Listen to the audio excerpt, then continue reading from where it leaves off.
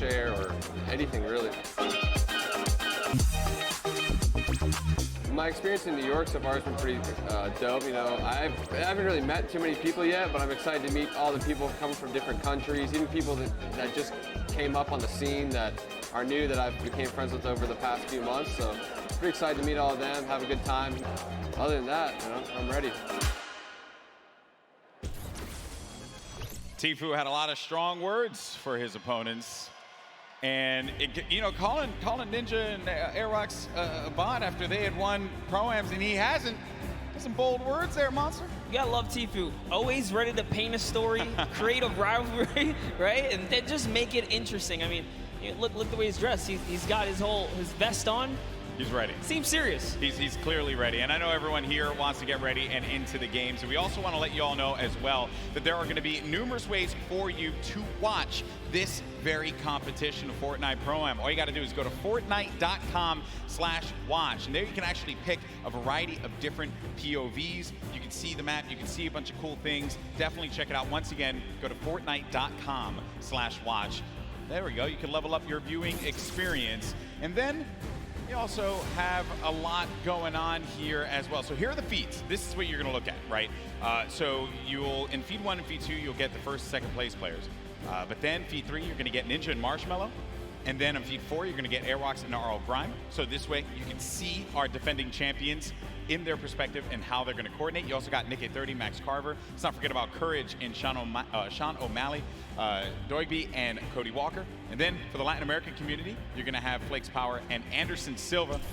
So lots of great perspectives there. Also Asia as well. It's gonna be Ellie and his duo. So there's gonna be a bunch of perspectives for you to check out. Fortnite.com/watch. Don't forget about that. And have some fun. Have some fun watching this event. It's gonna be a good time. By the way, I love, because if you're a fan of any of those guys, you can literally see their points of interest, which is super dope. Yeah, exactly. You can learn from some of the best that play this game, especially the Fortnite content creators, see where they go. A lot of the players now are gonna be on the island, loading up, getting ready to go. I'm pumped, man. I'm pumped. I want to get into this already, and I know we're going to get there eventually. But, you know, a little anxious, of course. And I have to wonder, you know, what other duos are going to be standing out? Because Tfue had mentioned Closey, him and Whit Lowry. They have the potential to be able to upset some people here, but he didn't really do it at the last Pro-Am. Closey was kind of quiet at that event. I want to see him turn up, especially here in New York City, because, you know, he lives like right here. Yeah, you know, and I'm also excited for Yoshi. Yoshi represents, you know, on the Team Solari cast. It's a pleasure seeing him come out here. We always see him commentate, but you know what? Someone representing from a commentator stance out here playing. So I'm gonna be rooting for Yoshi and Freddie Estroma as well. And the French community loves him. Always got to give him some extra props. You saw for a second there, Courage and Dr. Lupo right next to one another. So perhaps there could be some shenanigans, maybe sabotage, if you will. I think Lupo's probably insulting Jack in a variety of different ways. They actually even slammed Tim the Tatman over to the left of Lupo as well. So that's an interesting lineup right there. You never keep them separate from one another. Nope. You know, you never keep them separate. We're also going to have a lot of controller players playing out there too. And while controller players, obviously I'm controller gang, always going to represent. I want to see how they play out. I think we got a few pro controller players like Aiden, who I had picked before. That's right. Get into a box, really cause a ruckus, especially for the pro players. Aiden has qualified for the Fortnite World Cup in the duo side. Airwalks as well, another dominant player. We have a lot of players here that have qualified for the big event, and they're going to look to prove a point, I think, which is going to be the best part. Not only because they're going to play in that competition, but they're also going to get this warm-up opportunity in front of this crowd here at Arthur Ashe Stadium. It's kind of a little bit of an advantage. You know, at the end of the day, as long as they feel prepared, that's what we love and want to see.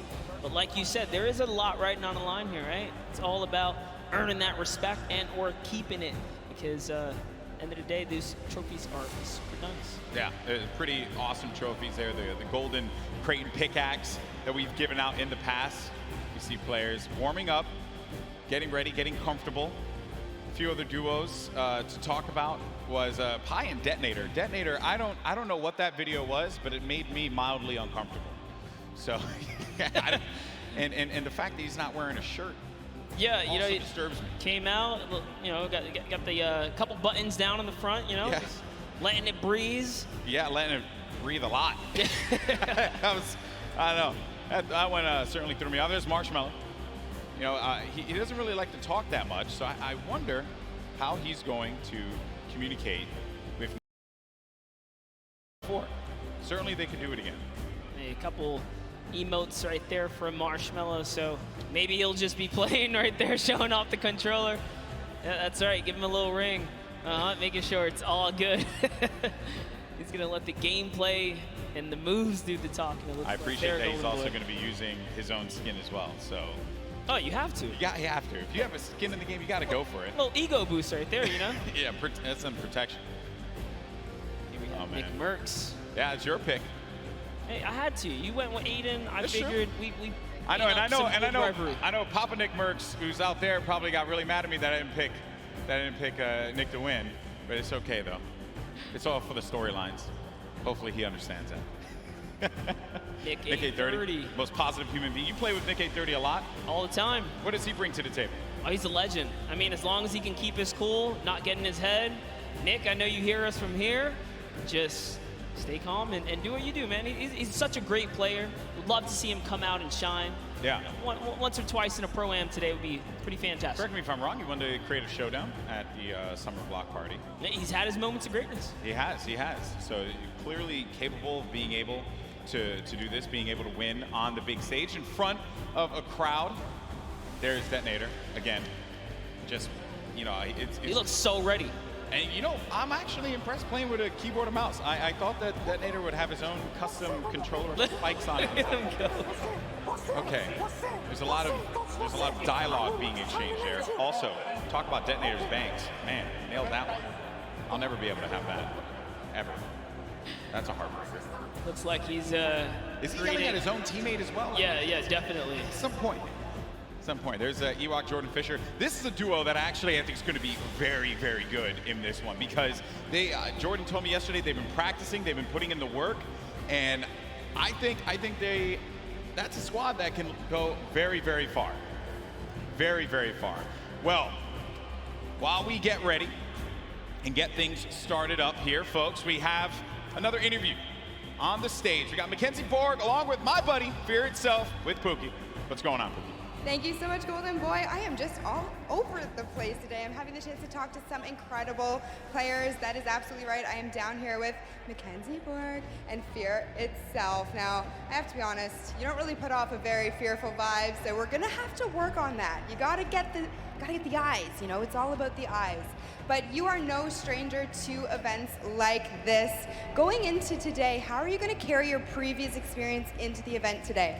It is true. I'm a little bit of an old man, a veteran in the game. I mean, I was doing this 15 years ago in much smaller stadiums, but it's all the same. Having like in-person LAN experience is very key in this atmosphere. So I'm just gonna like channel that inner professional gamer from when I was a young buck back in the day, and hopefully it shows, you know.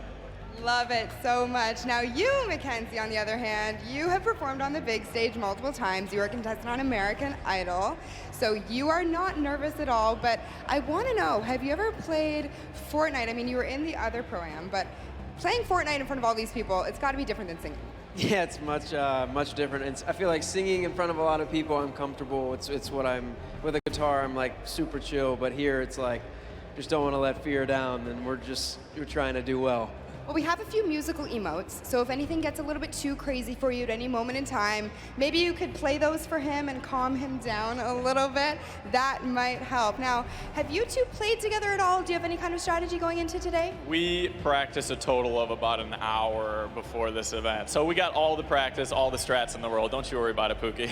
Oh, and you just, I guess, don't want to tell me about it, right? Oh, yeah, top secret stuff. Oh my goodness, all right. I might be able to get a little bit out of you later. But in terms of, you know, taking your experience from the previous Pro-Am that you just played in the summer, what are you going to do the same, differently? Anything you're going to want to tell me about?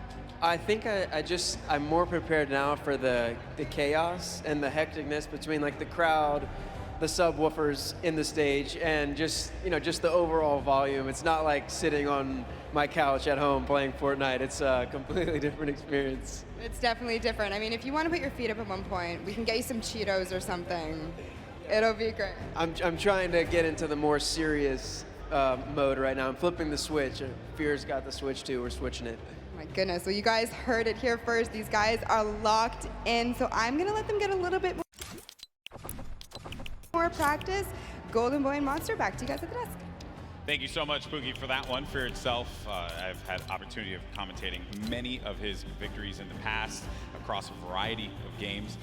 He's humble. He goes up there and he's humble, but this guy, when he needs to pull off the big wins, he certainly can do it. And then I think it's also interesting to note there what Mackenzie said. This is a very different vibe. When you're playing out there, the bass, the feeling, it is substantially different than chilling at home. But honestly, he has the experience. He's been here before. You know, maybe after a couple times in the ring, you can pull it all together.